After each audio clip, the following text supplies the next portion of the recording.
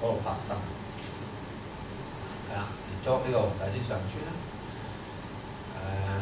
好，10年建屋計劃嗱，呢個精彩。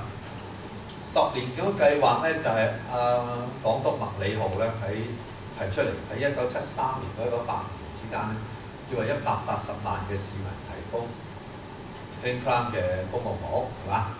咁其實呢個係一個即係香港戰後發展嘅一個好大嘅即係好大嘅一個時代嚟嘅。咁其實喺佢推動呢個10年建屋計劃嘅同時咧，正就係即係政府推動呢個新市鎮發展嘅一個時期。咁嗰時候咧就由第一代嘅新市鎮就係咩啊？荃灣啦、沙田同屯門由嗰度開始，就去將新界土地咧係即係改劃成為呢個即係住宅、商業，去變成新市鎮。即係沒有新界呢個10年建屋計劃係冇辦法子推動。沒有10年建屋計劃咧，新市鎮亦都冇辦法子即係咁快咧係可以咧係成功嘅。咁嗱，今日講房屋咧，我哋就唔想岔開咁遠講呢個10年建屋計劃問題。咁兩句算啦嘛。嗱，今天咧多數嘅香港人去睇翻10年建屋計劃或者麥理浩嘅房屋政策係一項德政嚟嘅。咁但係咧，我哋如果睇歷史咧，我哋會知道呢樣即係10年建屋計劃嘅出台嘅時間咧係好巧妙嘅。佢就喺6·7暴動之後，喺中英談判之前。咁呢件事而家可以睇成係6·7暴動嘅一個即係善後嘅措施，而伸延到去即係 project 去中英談判嘅一個計劃。咁呢個咧將來有機會我會即係再開一個專題講座，就講呢個70年代啊。咁呢個係非常之有趣啊。咁嗰兩樣嘢咧就係改變咗，即係見到公共房屋淨係講數量嘅嗰個態度啦，注意到公共房屋嘅質素啦，即係由最初嘅即係冇掩雞籠係嘛，大家就拉住落鐵閘，一鐵閘都唔拉嘅情況底下，咁樣嗰啲鄰里關係咁建立㗎嘛，即係喺50、60年代嘅公共房屋，無論係徙置區也好，或者係廉租也好咧，嗰啲家庭主婦師奶咧，個人都有抽鎖匙。抽鎖匙有10個單位嘅門市喺度，因為咧要幫呢啲單位去睇火啊、湊仔啊，搞一大輪咁樣。咁但係咧，由呢個開始咧就唔係啦，嗰個成個設計咧就變成咗多咗 privacy， 呢隻門咧就會經常閂嘅。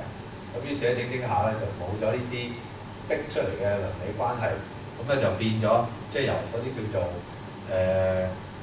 咩康和式啊，到密密啊咁樣，總之就到而家就係普通一間私樓咁樣嘅設計啦。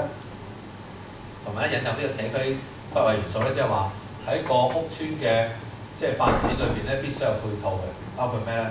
有買餸嘅地方啦，係嘛？有商業嘅地方啦，有學校啦，有嗰啲叫做乜嘢公共空間係嘛？有社區設施等等，一應俱全。咁有交通啦等等。咁後邊呢個咧嗱，呢個告老麥後邊呢係廖本懷，佢係即係政府即係房委會第一個自己請翻嚟嘅建築師，應該係咁樣。華富邨就係佢嘅手筆嘅。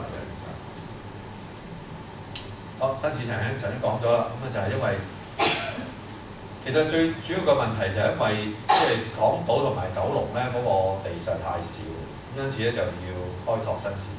咁但係呢個當然都係嗱呢個屯門啦，你睇到即係如果今日阿 CY 有幅咁嘅圖嘅，開心到不得了啦，就日日都瞓得着喎，因為唔使同人哋面係嘛，喺度你中意起乜啦啊！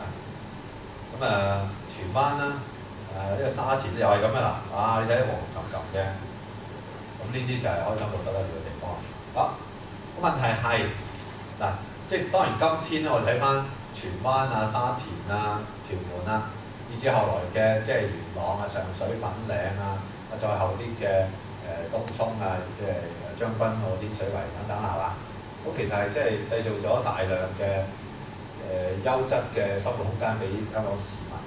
咁但係咧就如果炒開講兩句咧，就因為佢要急速地要喺新界去攞地嚟去發展呢個新市鎮同埋起樓啦。其實喺中間咧就出咗一個問題啊嘛，就係嗰個丁權問題。就喺呢一度咧，其實有個 compromise 就同啲即係新界原居民咧就 compromise 咗啦。咁之後咧，就遺留咗一個到今天都解決唔到嘅問題。咁我哋新市鎮就搞咗啦，但係丁權點搞咧？就係嗰時搞出嚟嘅。咁當然中間仲有啲更加古怪嘅，即係你而家諗都諗唔到叫做 Letter A、Letter B 嘅嗰啲所謂換地權益書啊，係嘛？因為政府收咗你笪地，點啊？冇地俾人哋，俾張紙你先啦。你就係有地我同你換翻啦。咁嗰張紙咧就由斗零咧炒到幾蚊可以因為你攞去換地啊嘛。咁咪就係好多人就因為攞張紙炒下啲紙咧就發咗啦。咁呢個故事咧就要遲啲先講得嘅。咁樣好啦，咁居屋咧其實就係因為成個社會你都發現咧，即係香港嗰個房屋嘅政策咧，房屋發展係隨住社會嘅發展而發展嘅。咁最初係即係只係需要有瓦遮頭，到後來咧就有廁所啊、洗手間啊，搞到咧石硤尾第一代徙置區後來都要改建，將兩個單位結埋咗一個，裏面加翻個洗手間，加翻廚房，就變咗即係美荷樓後來都係唔同咗以前個樣嘅。咁整整下咧，發覺喂嗰啲即係公屋嘅街坊其實即係經濟條件好咗，不如將啲某啲公屋賣佢俾佢算數啦，係嘛？咁原來嘅公屋攞翻出嚟，咁樣就變咗成個公屋嘅嗰個流動會好啲嘅。於是有居屋計劃，然後咧就呢個8萬就喺領教過啦嚇。咁當然呢個就係一個都值得回顧嘅一個年代，真係咁都得嘅。揾個計數啲督下都知道8萬係行唔通啦，係咪先？即係你邊揾得咁多人去住啊？8萬5個單位，一個單位住3個人，幾難啊？20幾萬人，咁你幾年就住爆香港啦！你變咗你俾人去住噶咯喎，點搞？所以講下董生就講啦，係咪啊？唔講就真係冇咗啦，係咯，冇咗啦。沙士，哇！即係讀歷史有個好處咧，亦都有個唔好處就係咧，好處就係發覺哇，原來咧咁多位入嘅，係嘛？咁唔好處就係發覺，嗰時唔記得咗呢個係個位嚟嘅，都睇唔到，就走失咗。所以呢個即係冇乜歷史感嘅人咧，生活得可能會開心啲。你哇沙士，咁樣就 miss 咗，就係咁咯。好啦，咁其實我哋不停地嗰個樓，即係房屋政策咁啊，即係樓價貴就整下佢，平咧就整翻高佢，大致上咁啦。所以曾經有一個時期過去幾年咧，即係市民就呱呱嘈。咁我哋讀歷史嘅人啲同學上學堂知道，喂咁樣噶嘛，你上都係就落翻去㗎啦，總係會有咁樣嘅一日㗎，唔使擔心㗎。即係呢個地球上冇一個地方嘅。嗰個物業嘅價格永遠有上冇落嘅，係未試過有嘅。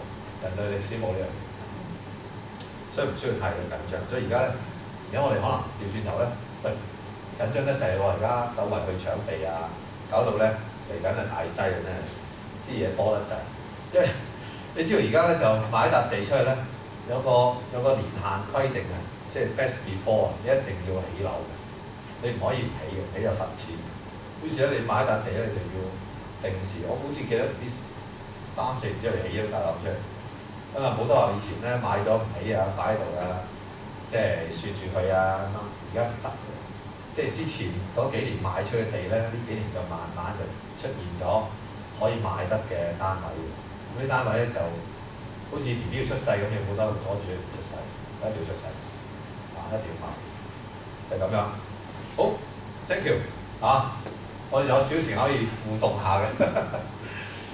有啲咩嗱？我哋即係當然我咁講就係、我作為一個即係專題咁講啦。